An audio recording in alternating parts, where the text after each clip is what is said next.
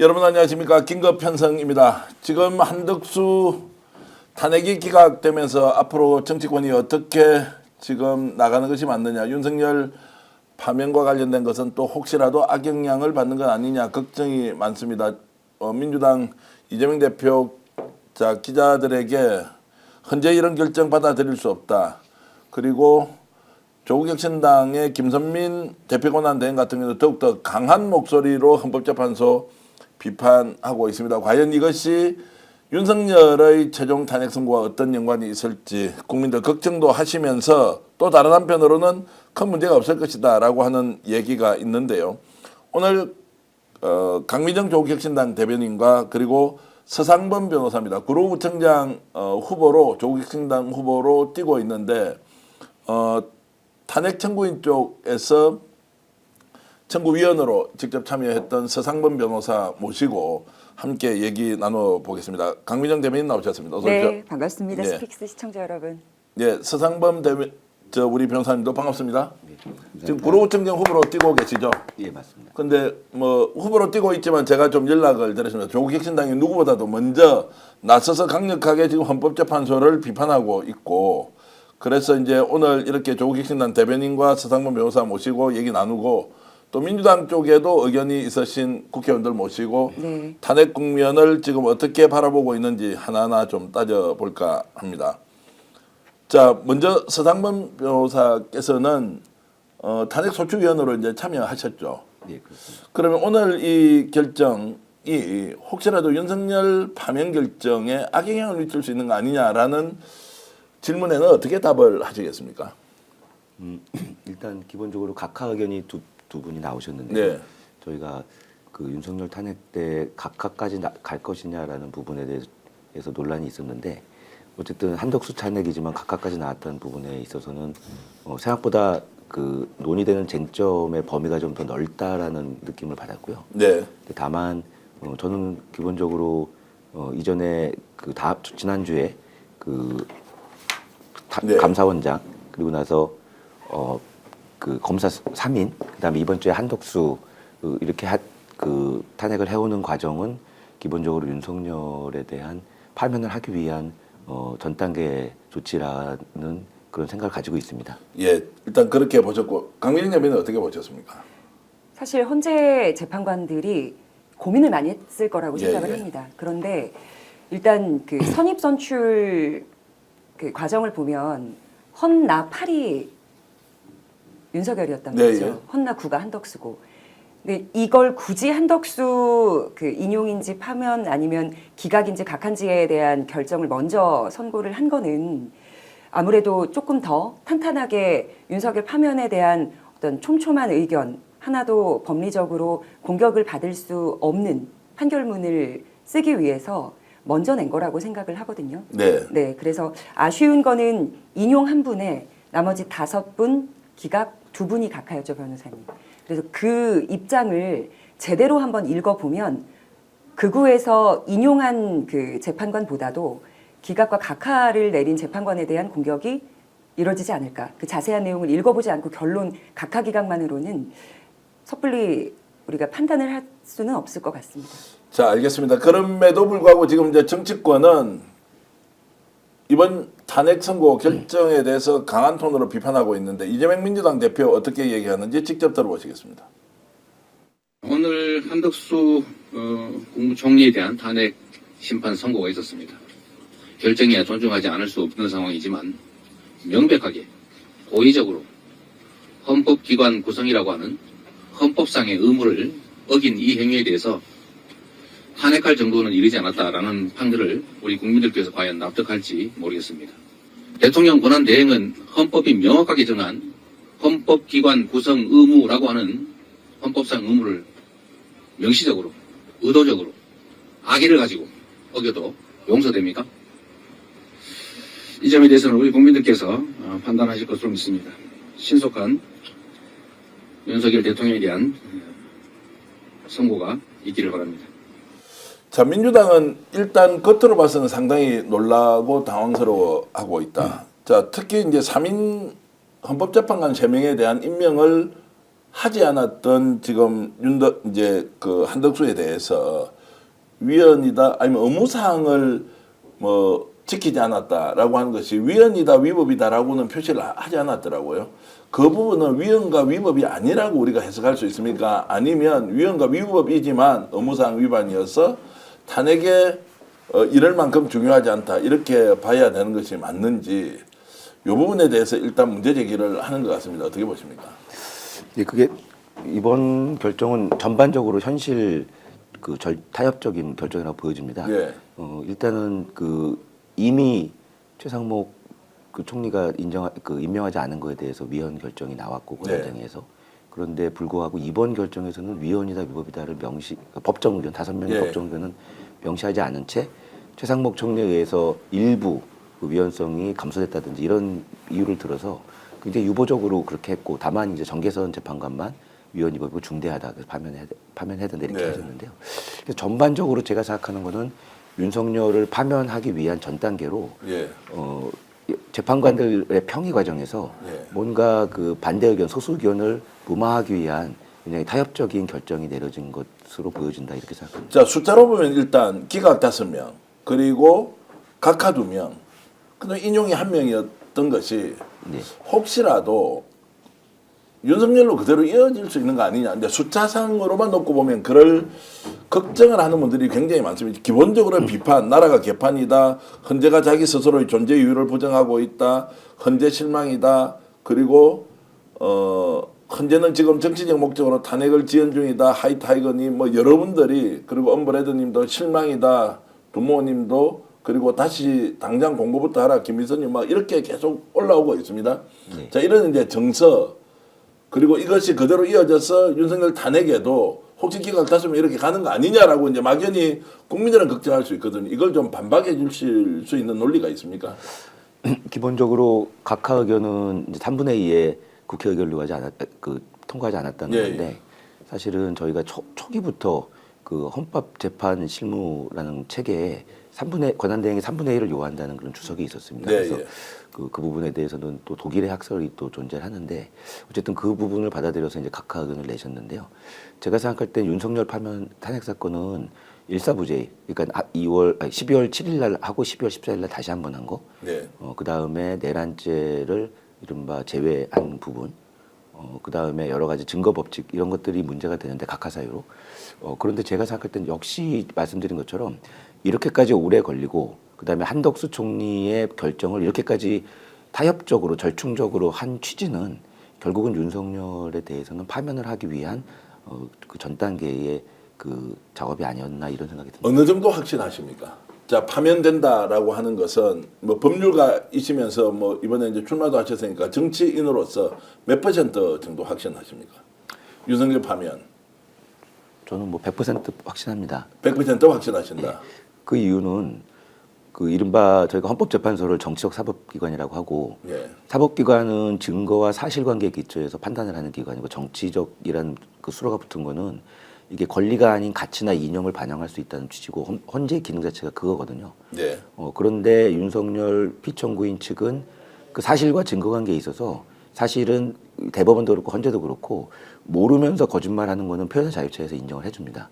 근데 알면서 거짓말하는 거는 허위사실 공표가 되는 것이거든요. 근데 저는 윤석열 대통령, 김용현 국방부 장관이 알면서 계몽령, 그다음에 호소형 거짓말을 하고 있다 생각하기 때문에 헌재가 그거를 모른다? 그거는 좀 상상하기 어려운 상황인 것 같습니다. 자, 헌재가 이제 이런 결정을 내리면서 국민들이 엄청나게 지금 비판을 하고 있고 또 지금 뭐 조국혁신당 김선민 대표 권한 대행은 더욱더 이제 강한 목소리로 하는데 그 뭐 잠시 후에 김선민 대표 직접 발언하신 내용 들어보기로 하고 자 100% 확신한다고 했습니다.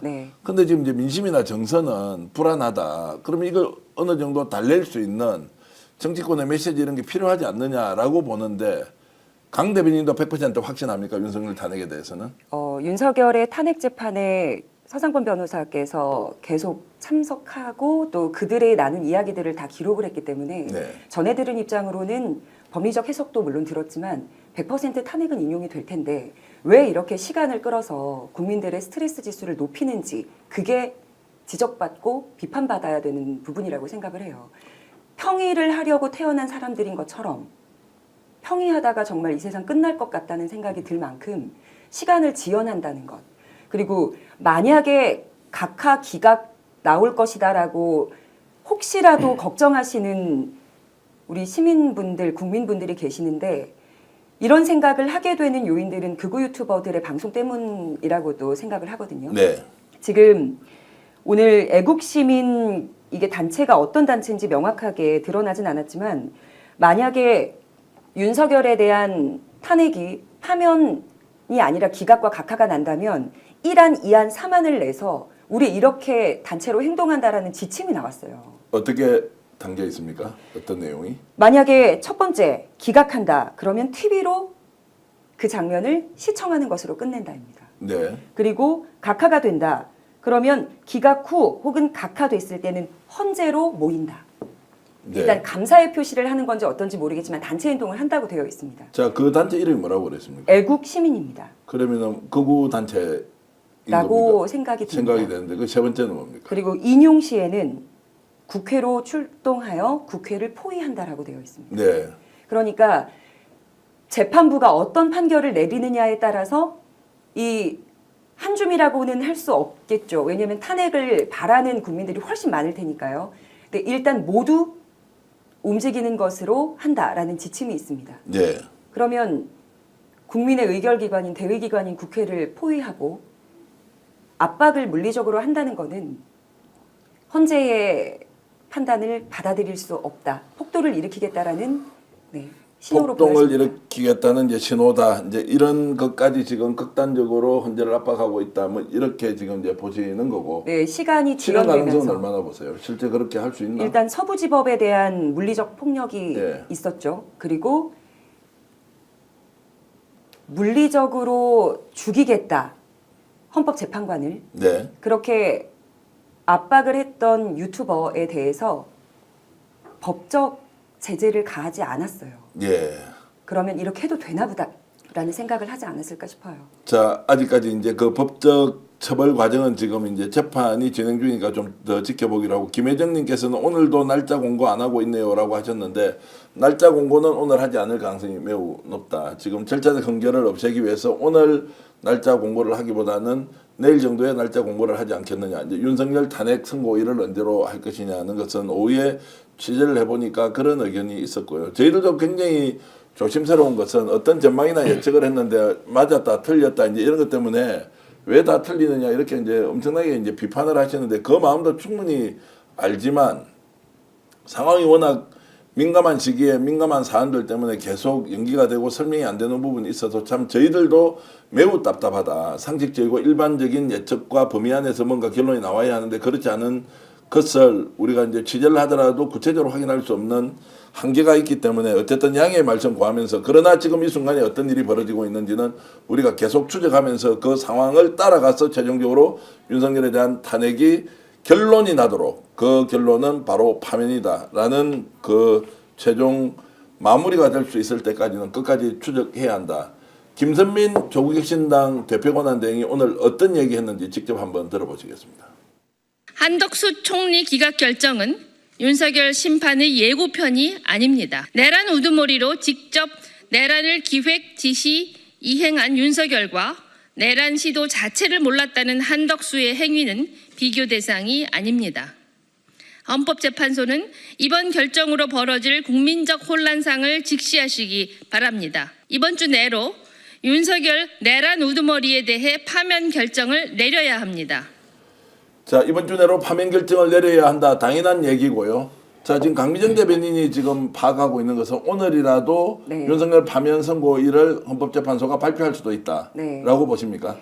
왜냐하면 이번에 한덕수 전 총리에 대한 이제 탄핵 어쨌든 인용이 안 되지 않습니까? 네. 그 사건이 마무리되면 이제부터는 새로운 윤석열에 대한 선고기일 지정이 가능하다는 것으로 알고는 있습니다. 네. 그래서 오늘 퇴근하기 전, 근데 지금 국민들도 퇴근하고 나서 다 광화문 앞에 모여서 뜻을 전하고 있는데 그 퇴근 시간 딱 칼같이 맞출 필요는 없다고 개인적으로 생각을 하고요. 네. 오늘 오후 아니면 내일 오전에라도 발표 가능성은 있다고 봅니다. 발표 가능성이 있다. 조국혁신당에도 좀 전에 이제 당 대표 권한대행이 나와서 저렇게 이제 비판을 하고 있고 국민들도 지금 원성이 대단하지 않습니까? 헌재를 예. 아예 이번에 없애버리자. 그리고 국민투표로 탄핵 여부는 결정해야 한다라는 주장까지 나오고 있는데 헌법재판소에 대한 국민들의 이런 비판들은 어떻게 보십니까? 저는 물론 이번에 헌재의 윤석열 파면 심판을 바라보면서는 상당히 좀 실망한 부분이 많이 있습니다. 하지만 그 사실은 1987년도에 개헌을 통해서 헌법재판소가 만들어진 다음에 저희 헌재는 사실 독일 연방 헌법재판소와 비춰서 세계에서 사실 가장 물론 미 연방 대법원도 있지만 예. 가장 혁혁한 그 성과를 거둬온 기관이거든요. 그래서 이제 파면만을 따로 띄어서 국민투표로 한다. 그거는 한번 논의가 필요할 수 있다는 생각이 드는데 여러 가지 헌법소원이라든지 위헌법률 심판 제청 등은 그간 나름대로의 역할을 해왔기 때문에 헌재를 완전히 지금 해체한다고 하는 것은 조금 그 시기상조라는 생각이 들고요. 또 하나는 박근혜 파면 때 그 이틀 전이긴 하지만 업무 시간 5시 59분에 선고기를 지정했거든요. 그래서 아까 강미정 대변인 말씀처럼 오늘 5시 59분에 그 지정을 할 수도 있지 않겠나라는 생각은 듭니다. 그 생각을 한 취지는 뭐냐면 저는 기본적으로 파면은 100%인데 네. 시기에 대해서 재판관들 간의 의견이 많았다라는 생각을 추측을 하고 있습니다.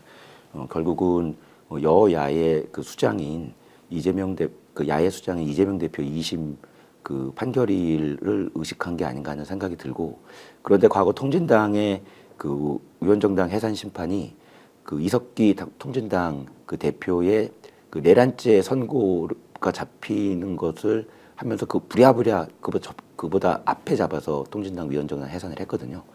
그래서 제가 생각할 때는 만약에 그 이재명 대표에 대한 2심 판결이 어떤 방향으로 어떻게 날지는 예측할 수는 없지만 어떤 방향으로 나더라도 그 이후에 헌재 결정이 나면 불필요한 오해를 불러일으킬 수 있다. 네. 결과로 정치적인 결과적으로 판단을 헌재가 한 것이 아니냐라는 오해를 일으킬 수 있기 때문에 저는 바람직하게는 내일 선고를 하는 것이 마땅하다 그렇게 생각하고 있습니다. 가능성에 대해서는 얼마나 보십니까? 자, 오늘 그러면 오후에 예를 들어서 선고일을 지정하는데 내일로 지정하고 내일 바로 윤석열에 대한 자 파면 선고를 할 것이다라고까지도 생각을 하십니까? 예, 저는 뭐 한 반반 이상으로 생각하고 반반 있습니다. 정도는 된다는 것이고. 예, 그렇습니다. 자, 댓글로 이제 많은 분들이 헌법재판소의 결정에 대해서 비판을 하면서도 이게 지금 이제 한덕수에 대한 탄핵도 파면으로 결정을 했어야 한다. 그래서 윤석열에 대한 파면과 함께 한덕수도 파면해야 한다는 여론이 이제 많지 않습니까? 네. 그러면 이제 댓글 올려주시는 분들이 지금 헌재의 결정에 대해서 굉장히 이제 강한 톤으로 성토를 하고 있는 것이고, 다만 윤석열은 그러면 어떻게 될 것이냐? 윤석열 파면에 대해서는 누구도 지금 최소한 뭐 민주개혁 진보진영 쪽에 있는 사람은 윤석열 파면에 대해서는 의심을 하지 않고 네. 있는데 그럼에도 매우 이제 불안한지 오늘 이 결정에 대해서 뭔가 이게 신호가 좋지 않다. 그리고 시그널이 좀 불안하다. 뭐 이런 것 아니냐라고 하는 이제 부분이 있습니다. 자, 그래서 이제 말씀하신 대로 오늘 오후에 헌법재판소가 탄핵 기일을 좀 지정을 하고 네. 탄핵 선고 기일을 지정을 하고 그러면 좋겠다라는 이제 생각이 드는데 만약에 오늘 하지 않으면 오히려 이번 주에도 하지 않고 계속 시간을 지체시킬 수도 있다라는 이제 의견에 대해서는 어떻게 생각하세요? 불필요한 오해를 불러올 수 있죠. 예. 26일에 이재명 대표의 그 판결을 보고 결정하겠다라고 하는 거는 한번 분위기 어떻게 돌아가는지 보고 그리고 우리가 선고를 하든지 말든지 하겠다라는 입장은 헌재가 지금 어쨌든 우리나라 최고 기관 아닙니까? 그 예. 법 판단을 하는 데에는. 이재명 대표는 지금 대법에서 하고 있죠, 변호사님. 어디서 하고 있을까요? 고등법원입니다. 고등법원이요. 어쨌든 헌재 아래 있는 거 아니에요? 그러면 헌재는 고등법원의 판결을 보고 그리고 따라가겠다는 입장이기 때문에 굉장히 자존심 상하는 일이 될 수 있을 거라고 생각합니다. 예. 그리고 헌법재판관들도 지금 어쨌든 여권에 있는 관계자 아니면 여권 지지자들한테 우리는 굉장히 보수적으로 판결을 내릴 거기 때문에 앞선 검사 아니면 감사원장 그리고 전 한덕수 총리 등등에 관하여 이 정도까지는 탄핵 인용을 하지 않지만 전 국민이 다 보고 국민한테 총들이 되고 군 투입하고 경찰 투입하고 그리고 2차로 계엄하면 되지 뭐라고 12월 4일 새벽에 얘기했던 그 부분까지 이미 다 팔로우업해서 기사를 보았을 거라고 생각을 하거든요. 이 정도는 돼야 탄핵 인용이야 라는 선고를 위해서 아마 빌드업 차원에서 그들의 설득하는 방법으로 앞선 다른 탄핵건들에 대해서는 기각각하로 발표를 하지 않았나라는 생각을 합니다. 자, 보기가 좀 불편하기는 하지만 오늘은 이제 그 헌법재판소의 한덕수에 대한 최종 선고 이후에 권영세 국힘 비대위원장이 이런 이야기를 했는데 직접 여러분 한번 들어보시겠습니다. 우리 모두가 예상한 대로 헌법재판소가 한덕수 국무총리에 대한 탄핵 심판을 7대1로 기각했습니다. 지난해 12월 민주당 주도로 통과된 탄핵안이 처음부터 헌정 파괴 목적의 정략적 탄핵이었음이 다시 한번 확인되었습니다. 거대 야당의 무리한 입법 폭거에 대한 사법부의 엄중한 경고였습니다. 헌정사의 길이 남을 기록적 패배입니다. 자, 저런 발언에 대해서는 어떻게 보십니까? 뭔가 국민의힘 권영세 대표께서 좀 코너에 몰려 있다라는 느낌을 예. 받습니다. 좀 경강부회 같은 생각이 들고 예. 한덕수 총리의 그 위헌 행위와 윤석열 대통령의 위헌 행위는 뭐 그 비교가 불가능한 그런 상황이기 때문에 저렇게 비교해서 마치 윤석열 탄핵이 기각될 것처럼 말씀하시는 것은 굉장히 좀 심리적으로 불안하다라는 생각이 가지고 있고요. 그 다음에 무엇보다도 마은혁 재판관을 임명하지 않은 게 위헌이라고 지금 선언이 된 상태에서 임명하지 않고 있는데 만약에 5대3으로 기각이 만약에 된다. 일부 우려하시는 네, 대로 예. 그렇다면 그거를 받아들일 수 있는 법원, 사법부, 언론, 학계 어느 누구도 그걸 받아들이긴 국민 받아들일 수가 없는 거거든요. 위헌적인 상태에서 한 표가 부족하게 기각을 했다는 점은 그런 점에서도 헌재는 아까 강비정 대변인 말씀하신 것처럼 좀 빌드업을 하고 있다라고 저는 생각이 들고 그 빌드업을 하는 과정에서 그 일반 국민들께서도 다 잘 아시겠지만 또 다시 한번 강조하면 헌법재판관 한 사람 한 사람의 권한은 굉장히 강합니다. 그리고 본인들이 한 사람 한 사람이 헌법기관이라고 생각하기 때문에 본인이 그 사고하는 거대로 그 권한을 행사한다고 하는 거에 대해서는 그 굉장히 강한 어떤 책임의식을 가지고 있습니다. 네. 따라서 근데 그거를 말하자면 평의 과정에서 조절하기 위해서 지금 요번에 그 위헌 상태, 그러니까 재판관 불임명 상태의 위헌임에도 불구하고 그걸 명시하지 않는 정도로 현실적 타협과 절충을 했다는 거는 예. 윤석열 파면에서의 평의를 조절하기 위해서 불가피하게 그다음에 좀 오랜 시간에 걸쳐서 빌드업을 해왔다. 그래서 오히려 파면될 가능성이 상당히 높다 이렇게 생각합니다. 자, 그러면 이제 서상범 변호사님 말씀에 의하면 지금 저것이 굉장히 불안하다는 것이 드러났다라고 이제 해석을 하셨는데 겉으로 보기에는 권영세가 마치 승승장구, 우리가 이겼다. 자, 한번 봤지. 7대1로 기각이 됐으니 이제 윤석열도 똑같은 길로 갈 거야라고 오히려 자신감 있게 얘기한다고 느끼는 이 느낌 사이에서 우리가 무엇이 맞는 것이냐 이렇게 좀 질문을 드리면 네, 그거는 저는 이제 정치적인 메시지라고 생각을 합니다. 한덕수 총리도 7대1로 기각이 됐는데 그 윤석열 대통령이 만약에 8대0으로 인용이 됐다 그러면 이거는 이제 권영세 국힘 대표분은 이건 굉장히 부당하고 굉장히 헌법재판소가 권한을 남용한 그런 판결이라는 거를 강조하면서 네. 정치적으로 그다음 조기 대선에 있어서 이 국힘의 어떤 폭을 넓히기 위한 그런 차원에서 나름대로 국힘에서는 그런 시각에서 차원에서 저런 발언들을 계속하고 계신 거 아닌가 그런 생각이 혹시 듭니다. 지금 이제 그 서상범 변호사에 대해서 우리 시청자 여러분들이 너무 지금 희망회로 돌리지 마라. 오늘 7대1로 끝이 났는데 왜 이렇게 하느냐라고 이제 비판을 하는 이제 시민들이 있으면 어떻게 좀 답변을 하시겠습니까? 저는 100%라고 생각합니다. 왜 그런가 하면 아까 말씀드린 마은혁 재판관 불임명 건도 있지만 예. 제가 그 국회 헌법소추 대리인단에서 활동하면서 봤던 여러 가지 증거 관계, 진술들 이런 거에 비춰보면 피청구인이 허위로 진술하고 있다는 것은 굉장히 명백합니다.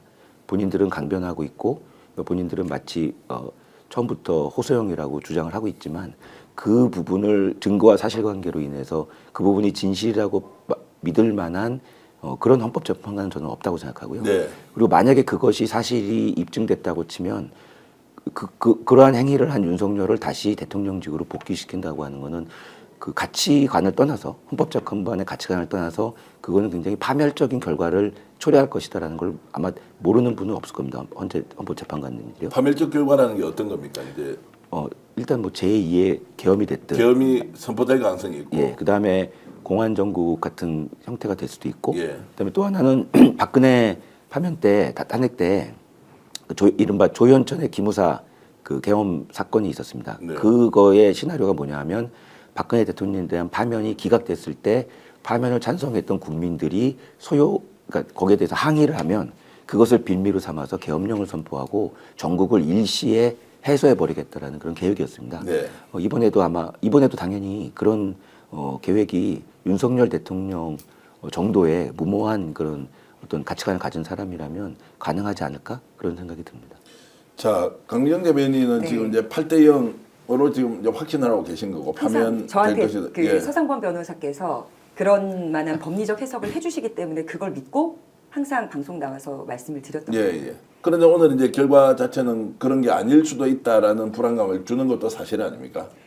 한덕수 예, 한덕수에 대한 인용하지 최종 않은 것에 결과가 대해서요. 예, 이제 기각 5명, 각하 2명, 인용 1명이라는 것이 혹시 윤석열로 이어지지 않느냐라는 이제 일반적인 걱정을 할 수 있지 않습니까?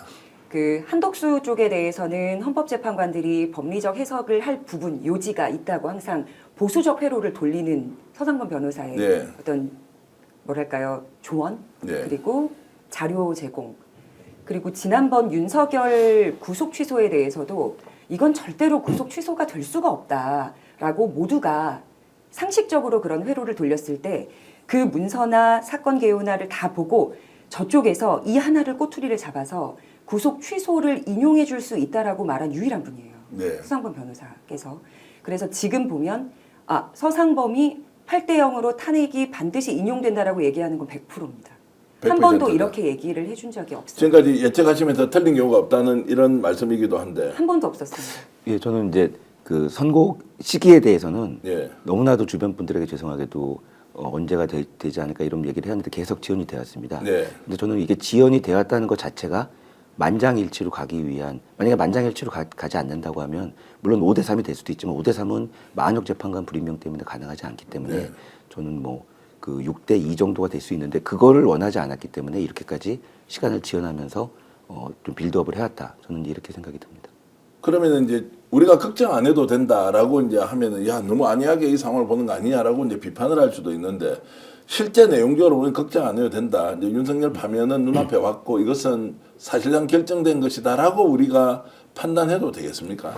예, 저는 그렇게 생각합니다. 그런데 오히려 제가 말씀드린 거는 선고 기일 자체에 재판관들의 논의가 분분했을 것으로 생각이 들고 여야의 그 수장인 이재명 대표 2심에 맞춰서 선고를 해야 한다는 일부 재판관들의 의견이 받아들여졌다. 저는 이렇게 생각하고요. 대신에 그 재판관들은 그 결론에 있어서는 각하나 기각에서 아마 그 파면 쪽으로 본인의 그 의견을 바꿨을 것이라고 생각하는데 저는 오히려 파면이 되고 조기 대선이 되는 거는 당연하다고 생각을 하고요. 다만 26일로 맞춘 거는 이재명 대표에 대해서 그 선거권, 피선거권 그 상실형에 해당하는 부분이 나온다고 하면 이제 그거는 또 새로운 국면으로 될 수 있는데 오히려 헌법재판관들은 그것이 형평에 맞는 것이다. 왜냐하면 여야가 이 사태에 대해서는 일부씩 책임이 있다라고 생각하는 헌법재판관이 있지 않을까. 그래서 그 기일을 여기에 맞추는 것이 최소한의 형평성을 기하는 것이다라는 의견을 내지 않았을까 이런 생각이 그럼 기일을 맞춘다는 건 26일을 기준으로 그 이전으로 결론을 내야 된다. 아니면 26일 이후로 결론을 내야 한다. 저는 25일 날 내일 내는 것이 마땅하다고 생각을 하고요. 네. 만약에 25일 날 내지를 못한다고 하면 그 수요일 이후 26일 이후 27일이나 28일에는 반드시 선고가 될 것으로 생각하고 또 그렇게 해야 된다고 생각합니다. 자, 지금 저희들이 이제 생방송으로 여러분들과 함께 긴급 편성 한덕수 기각 후폭풍 무엇인지 지금 얘기 나누고 있는데 6시까지 헌법재판소가 근무하고 있으니까 네. 그 전에라도 혹시 이제 윤석열에 대한 파면 또는 이제 최종적인 탄핵 선고일을 공지를 할 수 있다라고 생각을 하는데 제가 오후에 경찰 정보망 쪽으로 해보니까 네. 오늘은 사실상 어렵다. 그리고 내일 정도에 선고일을 지정할 것이다. 제가 이제 이런 말씀을 드릴 때마다 우리 시청자 여러분들께서는 비판을 하도 많이 했어요. 요즘은 말조심을 어디까지 해야 하는지 원래 평론가들은 주장하면서 먹고 사는데 그 주장이 틀렸기 때문에 잘못이 없다라는 것이 아니라 주장을 하면서 자신의 논리적 근거를 얼마나 얘기를 하느냐라고 이제 이렇게 생각했는데 워낙 지금 시청자 여러분들이 민감하다 보니까 네. 너희들 다 틀린 거 아니냐 책임져라 이제 이렇게 하니까 질 수 있는 책임의 단위는 없고 그럼에도 불구하고 그 비판을 또 받아들이지 않을 수도 없으니까 자 헌법재판소 두고 보자. 피받아 만들자 뭐 이런 말씀도 있는데 현재는 국민을 이길 수 없다는 의견도 있고요. 국민은 개고생하는데 썩을 놈들은 잘 산다. 닉네임님 뭐 그 마음 충분히 이해하죠. 알겠습니다. 그리고 CH정님께서는 희망회로 멈춰라. 헌재도 윤석열 편이다. 그리고 연하님께서는 기각이면 민중혁명으로 윤석열 끌어내립니다. 라고 하셨고요. 자 이제 소시미님 그리고 깜냥님 많은 분들 이렇게 의견 주셔서 감사드리고요. 저희들 지금 생방송으로 함께 한덕수 탄핵 기각에 대한 의견 나누고 있는데 그래도 3,000분 이렇게 들어가셔서 아직까지 의견을 주시면서도 저희들 목소리를 경청하는 건 혹시 새로운 소식이 있느냐 없느냐 이런 판단하실 텐데요. 더 많은 분들이 방송을 볼 수 있도록 좋아요 눌러주시면서 자 한번 제대로 얘기해보자. 그래도 방송을 하지 않는 것보다는 이렇게 하면서 실시간으로 이루어지고 있는 진행되고 있는 내용들 여러분들과 함께 공유하는 것. 결론은 8대1 가능성이 매우 높다. 윤석열은 파면된다라고 하는 이제 그 전제로 지금 네. 방송을 하고 있는 것이니 헌법재판소를 앞으로 어떻게 국민을 위한 헌법기관으로 만들지는 다시 논의를 해보기로 하고 8대0에 대해서는 다른 거 없다라고 이제 말씀드렸고요. 자 온유인내님 감사드리고요. 던전케이님 자 그리고 MC우님께서도 이렇게 의견을 주고 계십니다. 자 선고일에 대해서는 이제 이번 주에 선고가 될 것이다. 윤석열에 대한 탄핵 선고일이 오늘 또는 내일 발표되고 이번 주에 최종적으로 파면이 결정될 것이다. 그 파면도 8대0이나 만에 하나 최종적으로 합의가 되지 않으면 7대1이 될 것이라는 이제 의견도 있고 지금 8대0으로 보고 계신 거죠? 예, 저는 8대0으로 보고 예. 있고 아까 서상범 변호사께서 말씀하신 것처럼 6대2다 7대1이다는 아마 이걸 언제쯤 선고할지를 결정하는 그리고 평의가 조금 더 다른 입장에 있는 재판관들의 말을 적어주기 위한 시간이라고 생각을 합니다. 8대0으로 파면되는 건 기정사실인 것 같습니다. 그리고 만약에 이걸 인용을 하지 않는다면 국회 사무처 난리 날 거고요. 어떤 입장이냐면 국회 사무처의 관계자가 아니 도대체 탄핵을 인용하든 기각하든 그거는 헌재의 판결에 따른 건데 도대체 왜 국회를 무한 점거하고 포위하자라는 얘기를 하느냐. 그래서 지금 국회 사무처 비상이 걸렸어요. 그리고 윤석열을 체포하고 구속한다는 공수처 검사들도 다 때려잡자라는 얘기들을 극우 집단에서 하고 있다는 말이죠. 그러면 우리 어쨌든 일상생활을 해야 되는 국민들의 안정된 삶을 위해서라도 이 시기는 빠르면 빠를수록 좋다라는 입장입니다. 자, 지금 이제 많은 분들이 지금 이제 예측 이렇게 거짓말로 결론나는 예측 그만두고 현실을 정확하게 직시하자. 결국 이제 이 얘기는 윤석열에 대한 탄핵도 기각될 것이다라고 이제 예상을 하는데 법률가로서 또는 정치인으로서 이런 것들을 최대한 그쪽의 의견을 다 반영해서 자, 윤석열 탄핵이 기각될 것이다라고 하는 부분이 실제로 가능한 시나리오냐라고 이제 질문을 드리면 정말로 헌법재판관들이 미쳐버렸습니다. 그래서 윤석열 탄핵을 기각하자 이렇게 결론이 날 수도 있습니까? 저는 일단 윤석열 탄핵 사건은 한 가지 단일 비상계엄 선포라고 하는 단일 쟁점이지만 세부 쟁점으로는 5가지가 있습니다. 예. 그 계엄의 실체적 조건, 절차적 요건, 또 국회 침탈, 정치인 체포, 또 사법부 침탈 뭐 등등 해서 5가지 쟁점이 있는데 그 쟁점에 대해서는 일부 소수견이 나올 수는 있겠다. 그런데 주문에 해당하는 파면 여부에 대해서는 아마 일치할 것이다 이렇게 생각하고요. 그 이유는 그 쟁점에 대한 입증 문제인데 지금 2022년도에 형사소송법, 그러니까 현재는 형사소송법을 준용하도록 돼 있으니까 형사소송법이 개정이 돼서 그 검사 작성 피의자 신문 조서는 내용을 부인하면 쓸 수 없도록 그렇게 바뀌었고 거기에 대해서 피청구인이 계속 우리들이 내용을 부인하니까 쓸 수가 없다. 그런데 장군들, 네. 경찰 네. 이렇게 그걸 주장을 해왔는데 일부 만약에 그 주장을 받아들이는 헌법재판관이 있다면 예컨대 정치인 체포 또는 국회 침탈 네. 예, 그 부분에 대해서는 증거가 좀 부족하다 이렇게 할 수는 있지만 네. 기본적으로 지금 12월 3일과 같은 상태에서 비상계엄을 선포하고 그다음에 국민의 인권을 심대하게 침해하려고 하는 시도를 했다는 것 자체만으로도 저는 그 현직에 복귀한다는 것 자체가 좀 불가능하지 않을까 그 생각이 듭니다. 자, 솔직하게 저희들에 대해서 이제 지금 비판하는 분들은 제가 네. 댓글 하나 읽어드릴게요. 태풍 씨가 이렇게 보냈습니다. 태풍 씨인데요. 아직도 8대0 정신 못 차리네. 여기에 나오는 인간은 왜 이렇게 정신이 없냐? 이렇게 해서 아주 이제 노골적으로 이렇게 좀 폄훼하고 비난하면서 해서 저도 읽기가 굉장히 불편한데 이거 다 국회 침탈하고 국회의원들 체포해서 백령도 가는 길에 빠뜨려라, 어디다 가더라, 비원 벙커 이 얘기 다 나온 거 뉴스도 다루고 외신도 다 다뤘는데 이걸 모르시지 않을 텐데요. 왜 이런 말씀을 하시는지 그런데 이제 모르겠네요. 내피셜로 이야기를 하는 게 8대0 아니다라고 이제 하는 것들이 결국 오늘도 이제 인용이 될 가능성이 있다. 또는 인용이 되지 않더라도 기각의 숫자가 다수결로 할 경우에 8인 재판관이 했을 경우에 좀 줄어들고 인용에 대한 것들이 최소 4대4 또는 5대3으로 기각될 가능성이 있다라고 이제 전망을 하기도 했거든요. 물론 8대0으로 기각될 것이라는 의견도 있었지만 이게 이제 바람과 예상대로 왜냐하면 중대성으로 봤을 때 어떻게 해서 헌법재판관을 세 사람 임명하지 않은 국회의 결정사항을 한덕수가 자기 권한으로 할 수 있느냐 왜 이게 중대성이 없다는 말이냐 라고 이제 얘기를 하면서 그렇게 전망을 했는데 이게 이제 맞아떨어지지 않았다. 그래서 너희들이 지금 예측을 잘못한 거 아니냐라고 이제 비판을 할 수 있는데 받아들이기도 실제 어려운 부분이 있긴 합니다. 근데 다시 8대0으로 이야기한다는 것은 국민들 가지고 노냐 평론가들이 뭐 이렇게 지금 이제 얘기를 하는 거거든요. 어떻게 설명해 주는 게 좋습니까? 이럴 때는.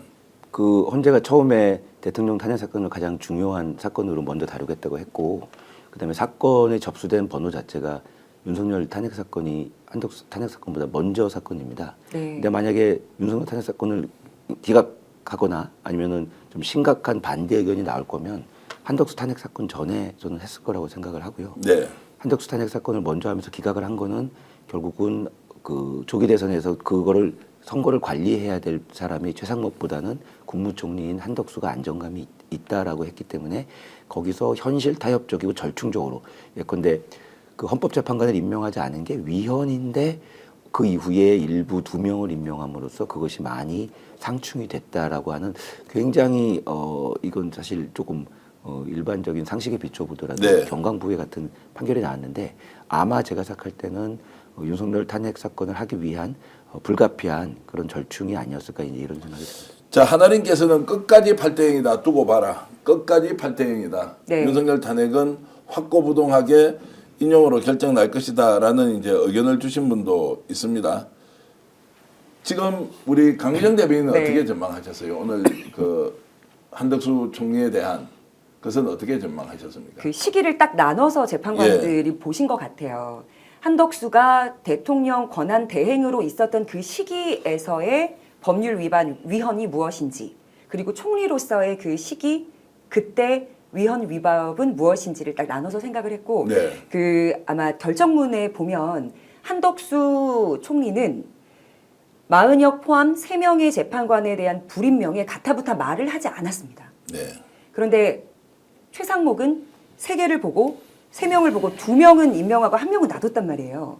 그래서 사건 자체가 달라서 어쩌면 최상목의 탄핵안이 올라가면 최상목은 탄핵이 될 수 있으나 한덕수는 그것에 대해서 언급이 없었기 때문에 그 혐의는 빠진 것 같습니다. 제 개인적인 입장이에요. 네. 그래서 그 디테일한 법리적인 해석은 우리 서상권 변호사께서 해주시면 훨씬 정확할 것 같아요. 알겠습니다. 시청자 여러분들 어떤 판단인지 김진 전 중앙일보 논설위원이죠. 김진 이제 기자가 김진 TV의 대표인 김진 이제 언론인이 자 이번 이 판결에 대해서 어떻게 얘기했는지 지금까지 보수 진영의 인사라고 이렇게 평가받았던 분인데요. 직접 한번 들어보면서 우리가 다시 한번 생각해야 될 대목이 뭔지 찾아보겠습니다.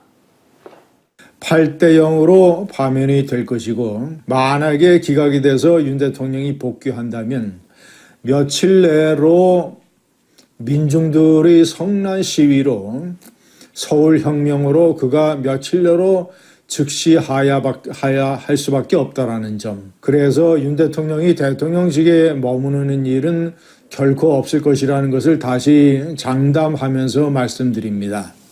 자, 대표적인 보수 논객인데 이제 두 가지 이야기를 했습니다. 자, 윤석열 파면이 8대 0으로 인용될 것이다라는 거 하나.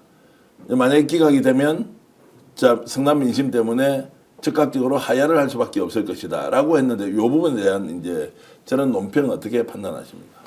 예, 지금 보수 그 논객들 중에서도 파면이 확실하다 이렇게 논평하시는 분들은 사실 그냥 객관적인 입장에서 정치 관여하지 않는 입장에서 말씀하시는 그건 사실과 증거관계 기초한 의견이신 것 같고, 만약에 이제 파면이 기각될 것이다라고 주장하시는 분들은 대부분이 그 대선, 조기 대선이나 향후 본인의 정치적 행보와 관련돼서 말하자면 본인 스스로도 그렇게 믿진 않지만 네. 어쨌든 정치적 메시지로 그렇게 그 언급을 하고 있는 것으로 저는 그렇게 생각합니다. 자, 지금 이제 일단 현재에서 선고기일부터 나와야 한다. 그거 안 나오면 의미가 없다. 이제 MC 우님께서는 이렇게 주셨고, 지금 기각과 관련돼서 의견이 뭐 이렇다라고 하는 분도 이제 있습니다. 김진 지금 그 중앙일보 전 논설위원이 했던 이야기는 어떻게 보십니까? 보수적인 입장에서 지금까지 보수적인 기사를 썼고, 그리고 어쨌든 여당 듣기 좋은 이야기들을 많이 쓰셨던 분이죠. 그 입장에서. 그런데 저 정도까지 얘기하는 건 헌재하고의 같은 눈높이로 현안을 바라보는 네. 목소리 같아요. 자, 안 할 수 없다. 그러니까 오늘 오후에 이제 오전에 저렇게 막 되고 나서 야 큰일 났다, 윤석열 이제 파면 물 건너가는 거 아니냐라고 하는 것도 있지만, 또 다른 한편으로는 반응이 그렇게 뜨겁게 나와서 오늘 헌재 결과 도저히 믿을 수 없어 비판은 많이 하지만 실제 윤석열 파면과는 다른 것이다라고 이렇게 교통정리가 되는 분위기도 느껴져요. 자, 그렇게 보면 굉장히 집단지성이 발휘가 되어서 한덕수 탄핵에 대한 선고는 그런 것이고 윤석열 파면은 앞당겨졌다라고 더 많은 사람들이 생각을 하고 있는 겁니까? 예, 저도 같은 생각입니다. 과거에 이진숙 방통위원장에 대해서 4대4로 갈렸을 때부터 예. 사실상 불안감이 좀 생기기 시작했는데 예. 저도 근데 그 이후에 오히려 시간이 상당히 지연되고 평의가 길어지고 그리고 나서 감사원장, 검사 3인 그다음에 오늘 한덕수 총리까지 나오는 것을 보면서는 오히려 어쨌든 헌법재판관들은 그 이 사건, 윤석열의 비상계엄 사건에 대해서는 공통된 의견을 형성해 갖고 있다라고 그렇게 생각이 듭니다. 제가 이제 여러분들께 좀 적석해서 질문 하나 드리겠습니다. 지금도 한 3,000분 정도 동시 접속하고 계신데요. 자, 오늘 이 한덕수에 대한 탄핵 심판이 윤석열 파면과 연관이 되어 있다. 파면에 이럴 때 불리하게 작용할 것이다. 1번. 아니다. 윤석열 파면은 기정사실로 8대 0으로 끝이 난다. 최악의 경우에 7대 1로 결론이 날 것이다. 라는 걸 2번으로 봤을 때 여러분들의 솔직한 생각은 어떤지 제가 한번 듣고 싶습니다. 댓글로 이렇게 여러분들 의견 올려주시면 저희들이 공유를 한번 해보겠습니다. 1번은 오늘 기각 결정이 됐기 때문에 윤석열도 기각될 가능성이 높다가 1번. 자, 한덕수가 오늘 기각됐지만 윤석열 파면은 8대 0, 7대 1로 파면으로 결정 날 것이다 라고 하는 것이 2번. 여러분들 생각이 어떤지 한번 올려봐 주시면, 지금 1번이 지금 많이 올라오고는 있습니다. 그리고 2번으로 이제 오시는 분들도 있고, 1번, 2번도 많이 있고, 1번도 쭉 이렇게 지금 나오고, 의견이 좀 갈리는 것 같습니다. 네. 완전히 분리되어 있다고 보시는 거죠? 아니, 희망회로를 저쪽에서 돌리는 것 같아요. 아니, 희망회로, 그러니까 자꾸 이제 희망회로 이렇게 하니까 우리가 이제 논평을 못 하겠어요. 네. 좀 냉정하게 이야기하면 그 논평이 좀 자유롭고 여러 가지 의견이 나와서 마지막으로는 시청률을 판단을 하면 되는데, 야, 너 틀렸으니까 거짓말쟁이 아니야 라고 해버리면 우리가 이제 정말로 입틀막이 되어버리는데, 그러면 어떤 전망도 할 수가 없다라는 것이고, 자, 그래서 이제 이런 부분에 대해서 네. 어떻게 보느냐, 이제 1번, 2번 쭉 이렇게 있습니다. 이제 3번 올려주시는 분은 아마 나는 모르겠다 이렇게 이제 하시는 것 같은데, 좀 더 편안한 마음으로 최종 결론을 좀 기다리는 거 괜찮지 않습니까? 편안한 마음으로 기다리려다가 현기증 나서 정말 쓰러져 죽을 것 같은 네. 국민들이 많기 때문에 딱 한 가지만 또 제가 짚어서 말씀을 드리면, 네. 헌재에서 윤석열 대행으로 한덕수가 왔기 때문에 정족수가 3분의 2여야 한다라는 주장을 한쪽을 완전히 다 압도했어요. 왜냐하면 151명이 정족수다. 이게 정확했다. 이렇게 판결을 했기 때문에 우리가 지금까지 상식적으로 법리적으로 해석한 부분은 헌재도 다 판단하고 그걸로 평이 쓸 것이다. 판결도 할 거다라고 생각합니다. 여러분들과 함께한 김거평성 생방송 모두 마치겠습니다. 시청해 주신 여러분 진심으로 감사의 말씀 드리고요. 여러분 그래도 힘냅시다. 끝까지 대한민국을 제대로 세울 수 있는 것은 민주주의의 힘, 국민의 열화와 같은 성원으로 우리의 행동으로 대한민국 민주주의 반드시 지킬 수 있습니다. 8대0 그래도 다시 한번 강하게 확신하면서 여러분들과 함께 이런 의지 나누고 싶습니다. 두 분 오늘 수고하셨습니다. 시청자 여러분 감사합니다. 고맙습니다.